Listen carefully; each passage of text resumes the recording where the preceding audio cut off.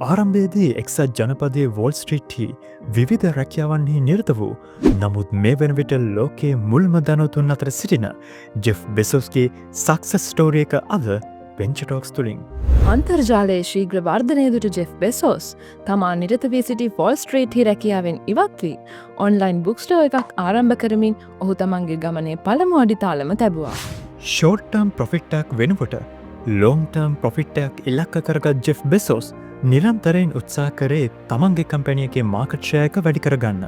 කාලයක් තිස්සේ එකතු කරන ලද දත්ත මත තීරණගත් ජෙෆ් බෙසෝස් මේජි කම්පැනිස් කිහිපයක් සමඟ ගිවිසුම්වලට එළඹෙමින් AWS එහෙමත් නැත්නම් Amazon Web Services ලෝකයේ ඉහළ තැනකට ඔසවා තැබීමට සමත් වුණා.